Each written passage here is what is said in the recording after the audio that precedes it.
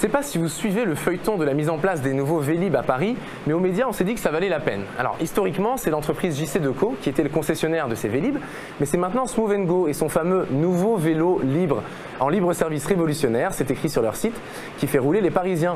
Alors, pour résumer l'affaire, les délais ne sont pas tenus, puisque 100% des stations devaient être fonctionnelles fin mars 2018. On est mi-juin et il y a à peu près 750 stations opérationnelles. C'est un gouffre financier, puisque les usagers ont dû être remboursés pour un service Vélib qui ne fonctionnait pas. Et l'affaire prend un tout autre tournant récemment, puisque les employés de Smooth & Go décrivent des conditions de travail horribles par rapport à JC-Deco, leur précédent employeur.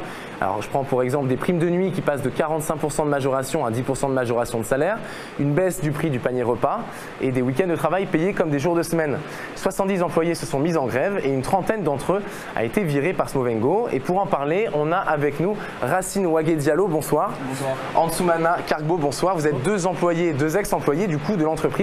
Vous venez d'être viré pour avoir fait grève. Bonsoir messieurs. Alors j'ai une première question à vous poser. Comment vous pouvez me décrire les conditions de travail?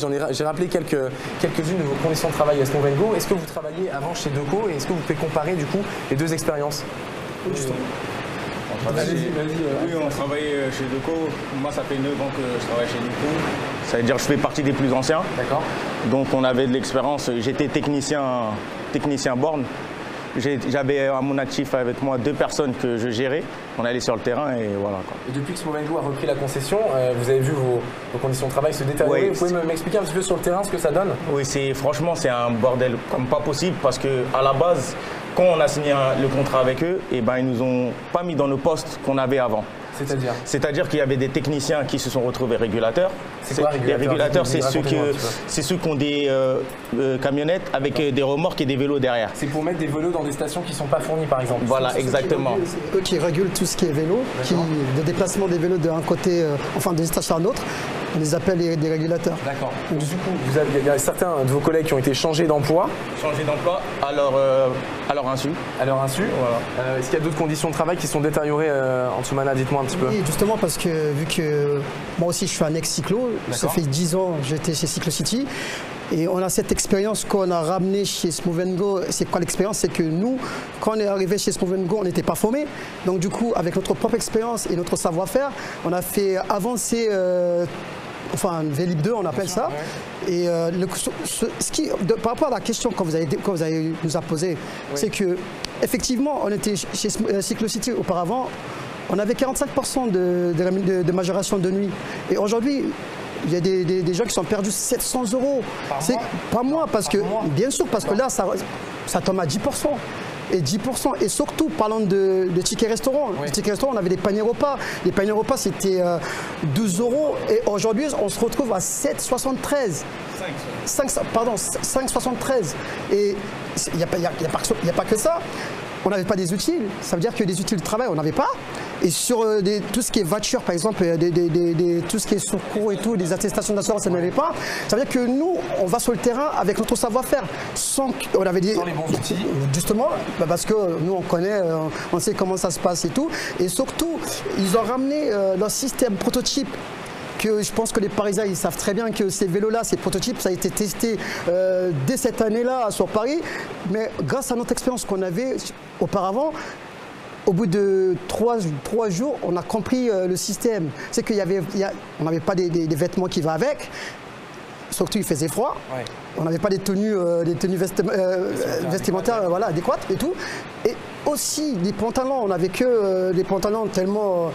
auparavant, on avait des pantalons qui avaient des fluorescents. C'est-à-dire que si jamais je travaille sur mon station, s'il y a une voiture qui arrive, au moins, elle me va de loin. Mais on n'avait rien qui voilà. Du coup, quand vous voyez que ces conditions de travail se détériorent, vous allez voir Smooth & Go, vous leur dites, du coup, et qu'est-ce qu'ils vous répondent quand vous leur demandez? Ils en ont rien à foutre. Tout simplement, je vais vous expliquer. On travaille avec nos outils. Ça veut dire qu'on avait des outils. Des outils personnels. J'ai jamais vu une société comme ça. On travaille avec nos outils personnels. Il n'y avait pas d'outils. On avec nos outils. Les stations, ça demande des outils quand même très précis. Bien sûr, il y a des outils. C'est pas du tout le même. C'est le système. Ils se ressemblent. Mais ils ont fait d'une autre manière. Eux, ils ont commencé... En fait, pourquoi ça bug? C'est que le problème, ils ont tout... L'intelligence, ils l'ont mis sur le vélo, alors qu'auparavant, l'intelligence était sur les bornettes. Et c'était plus simple. Là, ils ont fait un truc électronique. C'est comme s'il y avait... on n'a pas de réseau téléphonique. Et là, ça ne fonctionne pas. En fait, rien n'est... c'était pas bon là-bas. Pour résumer, un prototype qui marche pas, avec un système. Alors, à votre avis, ça vient d'où tous ces problèmes? Est-ce que c'est la mairie de Paris? Est-ce que c'est Smooth & Go? Ou alors est-ce que c'est un petit peu un concours de circonstances? Ça vient d'où tous ces problèmes? Le problème vient de Smooth & Go. La mairie de Paris aussi, parce qu'on ne sait pas pourquoi ils ont choisi. Pourquoi ils ont choisi Smooth & Go? C'était pas un bon prototype, c'était pas un bon... C'est pas un bon... Ils leur ont vendu du rêve, en fait. À nous les employés, aux clients et à la mairie de Paris. Ils ont vendu du rêve. Après, je ne sais pas si ils ont vendu du rêve ou s'ils sont complices, parce que la mairie de Paris, ils ont toujours été contre nous. Même pendant nos mouvements, dès qu'ils allaient voir la mairie de Paris, on entendait qu'ils allaient payer des pénalités. On sait très bien que les pénalités ne les payent pas. On se dit qu'ils vont leur taper dessus. Ils revenaient avec plus de force et ils étaient plus confiants. Et ils nous sanctionnaient, ils nous envoyaient des huissiers. Franchement, c'est un bordel. Alors, juste une petite précision pour nos spectateurs et nos sociaux. Le bruit que vous entendez derrière, c'est juste la pluie qui tape contre la verrière. Donc, si vous avez des problèmes de son, c'est normal, c'est pas nous. Antoumana, je vais enchaîner avec vous. Pourquoi vous êtes mis en grève? Et alors, c'était quand cette grève, le début de cette grève? Justement, nous, on est arrivés chez Smooth & Go début cette année. Il y en a qui sont arrivés en mois de décembre. C'était pour vous faire comprendre ces transferts de salariés chez Smooth & Go, c'est qu'il y avait de base, Smooth & Go ne voulait pas des salariés des ex-cyclos. C'est ça. Justement. Et Deco, du coup, et Deco avait payé Smooth & Go, non? Déjà, je suis arrivé là, c'est qu'il y avait une négociation qui a été faite entre Smooth & Go, Cyclocity et les syndicats pour que Smooth & Go récupère reprendre les salariés.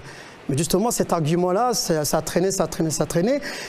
Et au final, il y avait des accords qui ont été signés. Ouais. C'est-à-dire qu'aujourd'hui, si on se retrouve aujourd'hui à ce problème avec Smooth & Go, c'est parce qu'on demande des revendications depuis janvier. Depuis janvier, on a demandé au moins 3 revendications. Parce que sur les 3 revendications, ça base sur notre condition de travail. Alors c'est quoi les 3 revendications? Sur notre condition de travail, sur la majoration et les jours de fériés. D'accord, les jours fériés qui sont payés par Smooth & Go comme des jours normaux. Voilà, qui ne sont pas payés. De toute façon, j'ai payé le jour normal et tout. Médical aussi, parce qu'on pensait pour notre santé. Et justement, donc, on est arrivé en janvier chez Smooth & Go, c'est que, comme il a dit mon collègue, ils nous ont vendu du rêve. C'est-à-dire que vous arrivez, il n'y a pas de souci. Mais au départ, on savait très bien que Smooth & Go ne voulait pas des ex-salariés de Cyclocity. Voilà. Et surtout, Cyclocity a payé Smooth & Go pour reprendre les salariés. C'est-à-dire qu'il y avait une transaction qui a été faite. Et aujourd'hui, Smooth & Go base sur cet argent-là à liquider tous ses salariés pour bénéficier de cet argent-là qui a été payé par Deco.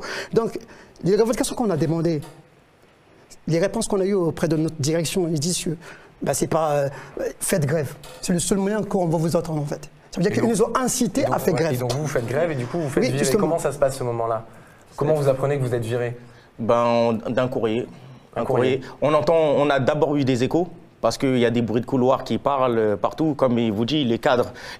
Nous, on pense que tout ça, c'est une mascarade, c'est un plan. Parce qu'il y a des cadres qui nous ont poussés à aller à la faute. Et donc nous, on entend des bruits de couloir. Ce que vous me dites, c'est qu'il y a des cadres qui vous ont incité à faire grève pour ensuite pouvoir vous virer. Voilà, exactement. Parce que vu qu'on n'avait pas de réponse par rapport à notre revendication, donc du coup, ils disent que le seul moyen que Smooth & Go, ils sont prêts à vous écouter, enfin, vous entendre écouter, c'est qu'il faut faire grève. C'est-à-dire que cette mouvement de grève-là, on avait consulté, c'est-à-dire que quand ils disent que notre mouvement de grève, il est illicite, et surtout, ils parlent on est dans la fonction publique. Mais c'est du nouveau pour nous parce que ça fait 10 ans de travail dans les Vélib. On a jamais, moi, mon contrat, il n'y a rien qui est marqué comme quoi j'ai la fonction publique, j'ai un statut public. Soit le juge n'a pas voulu rentrer dans le détail, regarder le dossier de Vélib, il a juste tranché comme quoi. Parce que nous, ça fait 10 ans dedans. On avait d'habitude de faire des mouvements, des grèves. On n'a jamais fait des préavis de grève. Société privée. En plus, ce que vous me dites, c'est que vous avez l'expérience, ça fait 9 ans que vous travaillez pour Vélib, donc vous pouvez apporter quelque chose à Smooth & Go quand même sur le terrain. Oui, j'ai installé les mises en service. C'est moi qui faisais partie des personnes qui installaient les mises en service. Et pour moi, je pense que j'étais mieux qualifié que les personnes de Smooth que Laurent Merca a ramené. Parce que pour moi, ils n'étaient pas compétents. Ils ne sont pas compétents dans cette société. Ça se voit, quand on était là-bas, ils ne trouvent pas de solution. Et à chaque fois qu'ils essayent de trouver une solution, c'est toujours, ça va de pire en pire. Donc, là, vous êtes combien à être virés pour ce motif-là? Justement, vous êtes une trentaine? pour répondre à non, juste pour vous corriger là-dessus, c'est que ce n'est pas une trentaine de personnes qui ont reçu le licenciement. De base, on est à 85% de grévistes. Et ce 85... Sur les 200 personnes? On n'est pas 200, ça c'est du mensonge. Là, on est une centaine. Voilà, justement, parce qu'il y a 135 personnes ou 34 personnes qui ont été transférées de Cyclocity à Smovengo. D'accord. Et on était à peu près 80 qui étaient en grève.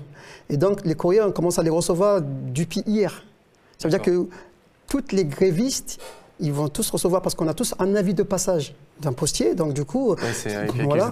Donc, dès d'aujourd'hui, demain, il n'y a pas que 30 ans. De toute façon, c'est la majorité. Tous ceux qui sont en grève, ils vont être licenciés. Ça, ils nous ont dit clair et net. D'accord. Racine, c'est quoi l'issue maintenant? Qu'est-ce qu'on se dit? Vous allez essayer de saisir les prud'hommes? Comment ça va se passer? Expliquez-nous. Ben, on va aller au prud'homme et on va demander à être réintégré dans la société, tout simplement. Parce qu'on est en France, on a le droit de faire des mouvements de grève. Eux veulent aller au-delà de ça, et ben nous, on ne lâchera pas l'affaire. Justement, pour rajouter par rapport à ce que M. Racine a dit, c'est que c'est très simple. Moi, je ne comprends pas que les salariés sont en grève et aujourd'hui, on reçoit je ne sais pas si vous êtes au courant, on a reçu des assignations chez nous, des huissiers de justice, en même temps au TGI. Et aujourd'hui, on reçoit quoi? On reçoit des licenciements parce qu'on est en grève. Or que le juge n'a pas dit qu'il faut cesser ce mouvement de grève. Il a juste dit que la grève elle est illicite. Mais pour la bonne foi, c'est-à-dire qu'on ne savait pas qu'on est dans la fonction publique. Si on était dans la fonction publique, normalement, je devais un préavis. On est d'accord. Au moment, il n'y aura pas cet argent-là qui a été transféré entre Cyclocity et Smovengo. Si on avait le statut de fonction publique, c'est un transfert de plein droit des salariés. Mais aujourd'hui, on réclame des trucs. À quel moment... Vous savez, il y a un truc que je vais vous dire, c'est que soit la mairie de Paris, ils sont complices parce qu'on le sait très bien. Parce que moi, j'ai juste un mot à dire à Madame Baretti Elbaz qui disent que nous, on caillassait des voitures, nous, on est des voyous. Mais je vais vous dire un truc, Smovengo, c'est des voyous, c'est eux des voyous. De liquider des gens comme ça, 70 personnes. Et ces personnes, elles ont pas choisi cette voie-là d'être en chômage. Ça fait 10 ans on travaille. Et ça fait 10 ans, on a cette compétence, on connaît le métier. Et ça veut dire que moi j'ai formé des gens aujourd'hui qui se retrouvent chez Smovengo en tant que chef. Et nous, on a notre intelligence et on a notre savoir-faire et surtout l'expérience vous savez, Smovengo, c'est des voyous. Ils ne respectent pas leurs salariés. Ils veulent liquider les 70 personnes. J'ai jamais vu ça. Là, ça fait 58 jours on est en grève. 58 jours on est en grève. Et on a eu que 4 négociations avec Smovengo. 4. Et sur les 4, ils nous proposent quoi? 27 centimes. D'augmentation? D'augmentation. Ça veut dire que cette 27 centimes, je veux dire, c'est très simple. Le 27 centimes, c'est de rajouter sur le 5,73 euros qu'on touche au niveau panier repas, par arrondi à 6 euros. Donc nous, pour la bonne foi, on veut reprendre notre travail. On veut travailler. On ne veut pas être dehors en tant que chômage aujourd'hui. Aujourd'hui, on a essayé de trouver toutes sortes de négociations avec la direction, mais ils ont claqué toutes les portes. Y compris la mairie de Paris, ils sont complices, ils ne veulent pas nous... On était reçus par la directrice de syndical mix. On a expliqué notre problème. On a dit, madame, trouve une solution. Vous n'avez pas été écouté? Il y avait une médiatrice qui a été nommée récemment. Cette médiatrice, franchement, on a tout donné. On a dit, madame, on vous rend nos armes. On veut travailler. Trouver une solution. Essayez de chercher tout moyen, enfin que les 70 à 80 personnes reprennent le travail. Et ce qui se passe, juste pour terminer, c'est qu'aujourd'hui, on n'a plus le droit de rentrer dans notre société. Il y a des sécurités qui nous bloquent, ils ont des noms qui doivent rentrer ou pas. C'est qu'aujourd'hui, franchement, de voir un patron qui dise que nous, on est des voyous, je veux dire un truc, ça me fait trop mal. Vous reviendrez nous parler de ce qui se passe après les prud'hommes, ou si la situation s'améliore, ou si elle empire, vous viendrez sur le plateau du média. Justement, ne vous inquiétez pas, justement, on va vous tenir au courant, il n'y a pas de problème. Racine Ansoumana, merci beaucoup d'être venu. Je remercie beaucoup. Je souhaite un bon courage pour votre lutte. Franchement, c'est gentil. Merci à vous d'être venu et on se tient au courant du coup. Merci. Bonne soirée, messieurs.